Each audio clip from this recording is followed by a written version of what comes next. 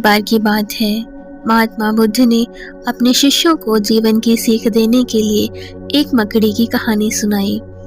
एक मकड़ी अपना जाला बनाने के लिए उपयुक्त स्थान की तलाश में थी और वह चाहती थी कि उसका जाला ऐसे स्थान पर बने जहां ढेर सारे कीट, पतंग और मक्खियां आकर फंसे।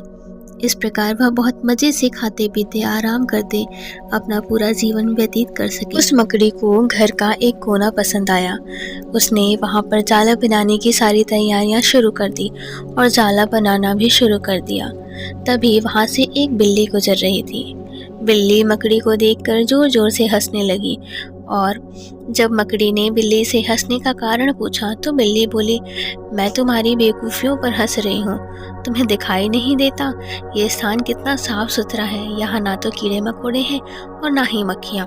तुम्हारे जाले में कौन फंसेगा। फिर मकड़ी ने कमरे के उस कोने में जाला बनाने का विचार त्याग दिया और दूसरे स्थान की तलाश करने लगी। उसने घर के बरामदे में लगी एक खिड़की देखी। वो वहां जाकर जाला बुनने लगी।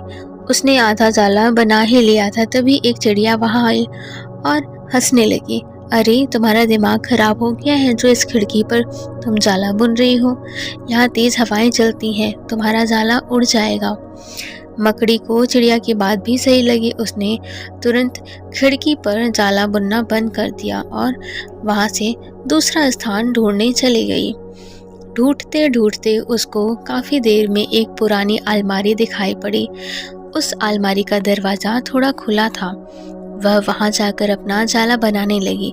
तभी एक कॉकरोच वहां आया और उसे बोलने लगा, इस स्थान पर जाला बनाना व्यर्थ है। यह अलमारी बहुत पुरानी हो चुकी है। कुछ ही दिनों में इसे बेच दिया जाएगा और तुम्हारी सारी मेहनत बेकार चली जाएगी। मकड़ी ने अब कॉकरोच की बात भी मान ली और अलमारी में जाला बनाना बंद कर दिया और वो वहां से दूसरे स्थान की खोज करने चली गई। लेकिन इन सब के बीच पूरा दिन निकल चुका था।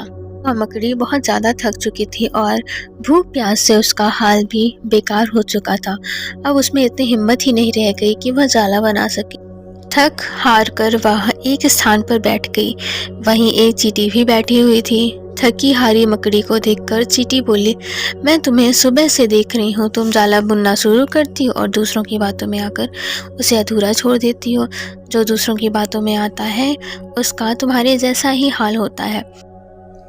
चींटी की बात सुनकर मकड़ी को अपनी गलती का एहसास हुआ और वह पछताने लगी। सीख यह है कि अक्सर ऐसा होता है कि हम नया काम शुरू करते हैं और नकारात्मक मानसिकता के लोग आकर हमें हतोत्साहित करने लगते हैं। भविष्य की परेशानियां और समस्याएं गिनाकर हमारा हौसला तोड़ने की कोशिश करते हैं। कई बार हम उनकी बातों में आकर अपना काम उस स्थिति में छोड़ देते हैं जब हमारा काम पूरा होने की कगार पर होता है और बाद में समय निकल जाने पर हम पछताते रह जाते हैं। आवश्यक यह है कि जब भी हम कोई कार्य शुरू करें तो पूर्ण सोच विचार कर करें और उसके बाद बहुत आत्मविश्वास और दृढ़ निश्चय के साथ उस काम में जुट जाएं। काम अवश्य पूरा होगा। जीवन में सफलता प्राप्त करनी है तो लक्ष्य के प्रति ऐसा ही दृष्टिकोण रखना चाहिए हम सभी को। भगवान बुद्ध कहते हैं, हमारी सबसे बड़ी नाकामयाबी यही होती है कि हम हमेशा कुछ भी करने से पहले दुनिया की सोचते हैं कि आखिर दुनिया क्या कहेगी। यहाँ तक कि हम अपने लक्ष्य को भी दुनिया के अनुसार ही चुनते हैं ताकि हमें दुनिया सही कहे और हमारा मान बना रहे, हमारा रास्ता आसान हो जाए। यही हमारी सबसे बड़ी कमजोरी होती है। हम हमेशा दूसरों पर ही निर्भर रहते हैं। हम इन्हीं बातों में उलझे रह जाते हैं कि कैसे हम दुनिया की नज़र में अच्छे बने रहें। आपके लिए आपकी सफलता, आपका लक्ष्य और आपकी खुद की पसंद आगे होनी चाहिए। तभी आप जीवन में आगे बढ़कर दुनिया से लड़कर आत्मनिर्भर बन पाएंगे। जब आप जीवन में किसी मुश्किल दौर से गुजर रहे होते हैं तो आपको लोगों के साथ की ज़रूरत महसूस होती है। उस वक्त आप अपनी भावनाओं के अंदर दबते जाते हैं जो आपको कमज़ोर बनाना शुरू कर देता है। आपके लिए यह बात ध्यान में रखना ज़रूरी होता है कि हमें हमेशा ना ही लोगों का साथ और ना ही उनका प्यार मिल सकता है। वक्त के साथ कुछ लोग हमसे दूर हो जाते हैं। हमारा आत्मनिर्भर बनना ही हमारे भावनाओं के नियंत्रण की राह है। ये वीडियो में बस इतना ही। अगर वीडियो पसंद आई हो तो मेरे चैनल को लाइक, शेयर और सब्सक्राइब ज़रूर करिए जाएँ। मिलते हैं नेक्स्ट वीडियो में, तब तक के लिए अपना ख़्याल रखिए।